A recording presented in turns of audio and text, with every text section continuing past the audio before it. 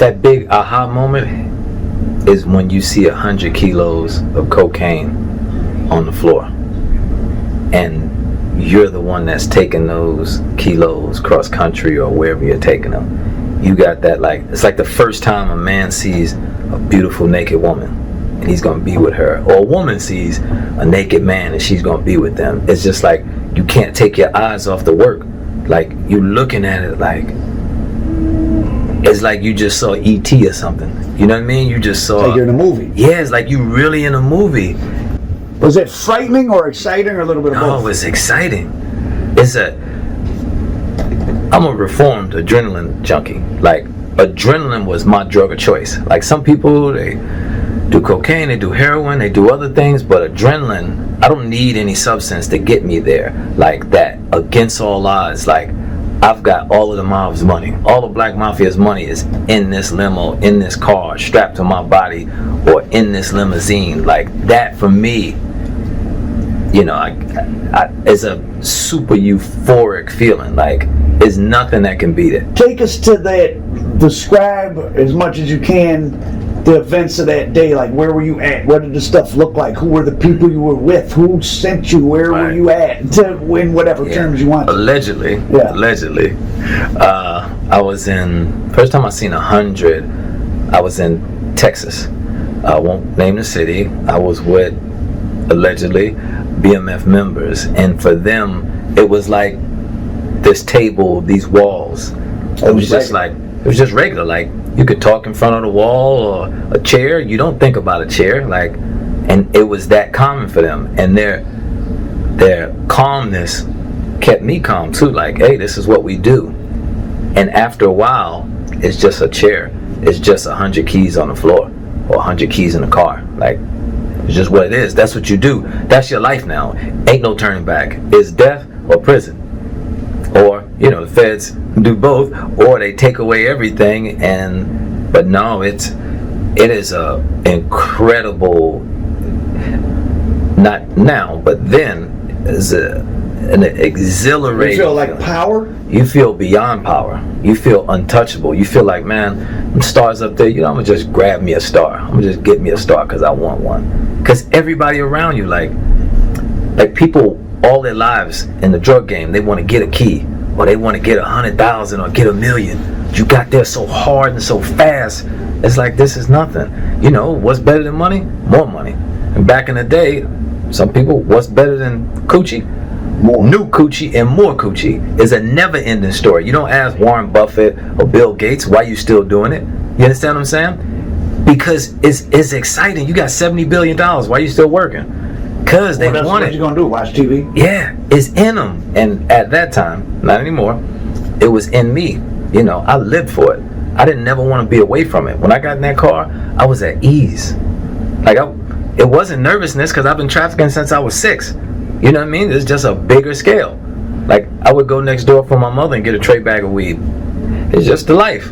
That was just my life. That's just what we did. That was my job. What was the... Okay, so in another interview we talked about, you can briefly go into how you first got around BMF, but how did they walk you into that moment of like, okay, do you wanna... was it straight 200 keys? Was it 10 keys? Like, no. How did you meet them, and how did it go to like, okay, take $2 million worth of drugs? It's 0 to 1,000,000 real quick. I had been around BMF for years. My cousin Q was bigger than everybody in his day. So I had a pass into the world because I was his cousin. So everybody's like, and that's a valet company. Yeah, so they all saw me. I had a valet parking company. All of the clubs I was at, you know, I'd be working, then I'd be in the club, you know, or at a limousine company. So I'm picking up everybody. Everybody knows me. So I had a pass into the world because of my cousin. Everybody knew me. And in the 90s, everybody came to Atlanta from Detroit, from Chicago, St. Louis, Miami. All of the drug dealers came here because it was Atlanta milk and honey, right? So, and plus, police weren't sweating you and none of that stuff. So I had been around and I didn't see nothing for years. And then a dude got popped in Texas. A driver. A driver got popped. And it was like, you know, we're at the Four Seasons, the presidential suite. It was my first time in the presidential suite. You had been caught. They said, "Hey, why don't you come meet us?" Or? Yeah, it was like, "Hey, we having a party, come on over." It was really an interview. Ah. You know what I'm saying? It was super cool, super casual. An interview. Yeah, it's like you at this table, you at a 3,000 plus a night room, and dudes 3,000 a night. Yeah, and dudes is rolling weed on these tables, and they got security outside. They smoking weed in the room like it's nothing. Like you beyond a star. See, stars have limits. Drug dealers don't. Because you're a gangster too. Yeah. So people scared. They like you and they're scared of you. Yeah, they fear you too. Like they literally have security outside while you smoking weed. You like? Oh, do you mean the hotel security? Yeah, security. Yeah. You know what I'm saying? So like you're like, man. So you just caught up. Like I don't smoke, but I'm getting a contact because everybody's blowing. You got dudes that are making 6 figures just to roll up weed. That's true. 6 figures, not like I'm just embellishing the story. I'm trying to make it. They making $100-something thousand $2,000 a week to hang out and roll weed. Cars, houses, they own money. Just hey man, roll up the weed, cause I like you. I like you. I trust you. Therefore, you to can be come around. To be around, and then to get in that other circle, somebody either gotta die or go to prison. Oh, so you start off and kind of like, we're gonna let you be around and treat you and all that, and see and party with us and kind of fill you out. But as far as being a active operative, that was a secondary small circle. Oh yeah. And someone new only got added when someone was subtracted. Yeah, and the funny thing is, after that weekend, they was like, call me. I sat there and I was like, man, should I call? You know I called. How did he term it to you? Like, what did he say? It was like, look, man, this is what we do. And it's super calm, casual. There's no big fanfare. It's like you could have felt like you could have said no. It wasn't like course, that. This is an offer you can't refuse. Yeah, or like anything. and for me, this was like being a draft pick. It wasn't to be part of Black Mafia Family. People would die to be part of this. Like you were part of. What year was this? This was in the early 2000s. Okay. So you got people. What people don't know is the intoxicating part of it is you got 100 dudes that'll kill for you. You couldn't in a club, you couldn't play with me and be like, oh man, and do a little light push, because they coming to kill you. It's just because they on pills, 1800, they on weed. Hey, and instead, when a bunch of men are together, they like reinforce each other's testosterone. It's just off the chains. Yeah. Like, and you could be anywhere, and your homeboy be like, "Hey man, I'm in Atlantic City. You got somebody in Atlantic City or Vegas?" You be like, "Yeah, I need 15,000." You be like, "Okay, let me call him." And so some person you don't know just bring you some money. Some person be like, "Hey man, real, no back alley deal or nothing. Just come to your house, like, okay, give you the money and just leave." You know what I'm saying? It's nothing. Whatever you were into, just think about this. Christmas every day. You're the night before Christmas when you're a little kid, and I know what I'm gonna get. You like, oh, I got these presents. It was like that way, in reverse, every day. Looking back in the day, the DuPont registry, you look in the magazine, you see a $100,000, $200,000 car. You like, man, they don't have my color. So now you looking for your color. Not that. It ain't about the car. Can I get it? It's I don't like that color. You know what I mean? Or like, I got a $300,000 house back then. I thought I was living way below my means. Everybody had $1 million houses, and not just one. Like you got this $1 million house, and then you got an apartment in the city. Then you got other places where you work out of and everything. But it was just. Sometimes when I tell the stories, I don't even believe it because it's so far from my life today. What did your family, I guess your girlfriend, maybe they were with it, but like, what were the older people in the family kind of, the mom and all of them? Well, mom was still at the tail end of her drug use? Yeah, she had been clean at that time like 4 years. They just I always had a job. Oh, so did they not know? They did not. So they truly did. Yeah, they didn't. Wasn't like you were a bum. You were doing well anyways. I had limousines before I got with the mob. I had a company. Like everybody saw me working. Like the whole city knew it. Oh, that's the valet guy that owns the company. Or that's the limousine guy. Because I'm always at the club. So like, people didn't perceive you as a criminal. They just thought, unless they knew. Yeah, that's the limo guy. Because at the hotels, I'm always at the hotels dropping customers off. So I know from the doorman to the concierge to the bellhops to everybody. So Meech must have had a very astute eye to know, like, you were you literally, so you had a family member, your cousin Q, that was somebody in that world, and then you got a limousine company, you're a young black guy, you're in Atlanta, you couldn't make somebody up that was better than you. Yeah. So he had his eye peeled. Yeah, it was smart. You know what I mean? Like my buddy said in my documentary, he said, when they pull you over, you talk like them. You're college educated. You know what I mean? You don't have the look. You don't have tattoos on your neck. You don't talk. You don't have goals in your mouth. You know what I mean? You look people in the eye. You shake people's hands. Like, so I was always in, but I was always out. Like some nights I couldn't go to the club because the more people see me with the crew, they're like, okay, he could be, and they follow me. That's where the money, that's where the work is. Oh, you were kind of in more, theoretically, you were in more jeopardy of death like getting robbed and kidnapped. Yeah. Oh yeah, I never asked you about that. Was that how were security of you, because you were moving the money and the work? What was that like? Did you ever have any fears, and what type of security did they provide? Or it was so secretive? Yeah, like when I was in prison. Because somebody could have gotten, or someone pillow talked about, some killers are meeting you at some gas station on a desolate part of Texas, and it's a rat. Yeah, and they're taking the RV. We don't do none of that. We don't do no pillow talking.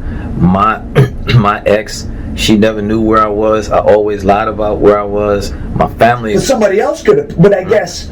So if you were going to pick up a couple hundred keys or money, who would have known? You, the person you're picking it up from, and just what, Meech, or whoever sent you? That's it. Nobody else. Yeah. I get. When you say it like that, now I think about it. But then, because you fearless, you live your life every day as if you would die tomorrow. I'd be scared of that. Huh? Because that's a life-changing, we can hit, he got $2 million in a car? Yeah, it's the lick. But you know what the funny thing is? I never thought about that. I mean, I was always cautious about where I went, how I did it, but I never thought about that. Like, I didn't bring people to my house. I moved way out in the country. If you found me, behind my house was a 600-acre tract of land. I had the smallest lot. It was like 2.66 acres. A judge lived across the street and a lawyer lived down there. There was no lurking around. Yeah, you couldn't see my house from the street, none of that stuff. So you were there, it was shoot on sight. You know what I mean? So you got to insulate yourself. Like, you can't be out in the hood and all the rest of that stuff. So that's a good segue. You're talking about when you got pulled over, you kind of knew how to talk to the police. Talk about your sort of equal in the what you were doing, Dexter Sosa. Oh, Sosa. Yeah, that never met one like him. This dude really, and the truth, how you saw that movie with Clint Eastwood, how he was working for the cartels, he's that guy. He's the baddest that ever did it. Oh, the mule. Yeah, the mule with Clint Eastwood, how he did this with this cartel. No. Sosa is the truth. He never lost a load. He talks cash money stuff about it, but he's telling the truth. Like, if you ever listen to him, he's just telling the truth. He's like, I never lost a load. He's been up and down that highway, loaded to the gills, never lost not a crumb, not $1. I think that was the thing that when the story was first breaking, you would read about it and think, wow, they were black, and like, okay, it's one thing to be in St. Louis and Detroit and Atlanta, but the thought of like, I mean, I've driven cross country and been pulled over many times. The thought of like a 27-year-old black guy driving through New Mexico, loaded to the hills, that sounded like, that couldn't. Yeah. Sounded treacherous. Yeah, that was just Tuesday. Like, it was a day of the week. And I know it sounds crazy. And even as a father and a husband and a business owner and a churchgoer and, you know, all of these things now. But that was just Tuesday or Wednesday. You know, it was just a day of the week. That's what we did. That's your job. Like if you go and you lay bricks, or if you go and you put up telephone poles, that's what you do. You don't think nothing of it. So, since we last talked, Terry's been released. Mm-hmm. Talk about your perceptions of Terry and any interactions, and what advice you would have to him. He's starting his own business now, and is somebody that was able to transition from prison into being a business owner. Well, blessings to him for being home. I mean, that's a great thing for him and his family, his children, and everything else. And I'm so fortunate that people were able to get compassionate release for COVID and things like that. I'd say to him, use all of the things that you did from one business legally into this next business, because he's a brilliant man. You used to interact with him. I've met him. I know him. Didn't do any no business. Okay. No business anything. But respected man that sees the bigger picture, sees it like how that Fortune 500 CEO sees business, like sees the bigger picture. You know what I mean? And can amass an army of people to do jobs. And I think he'll do exceptionally well in his new business ventures. I'd say to him, God bless you and your family. Happy that you're home. And I know it's only going to take off. Because people like success. People like power. And when you're a boss, it's infectious. People they love your energy. They want to be around you. And like the greatest coaches weren't the greatest X and O guys. They were the best coaches that would have their team run through a wall without a helmet on. Inspiration. Yeah, that's what he's a great motivator and inspires people. So I know he'll do really well. What and talk about what this business is and how you started it, and you know, you haven't been out bad. To have such a large business is pretty relatively, Thank you, fast. Well, a lot of people don't know is.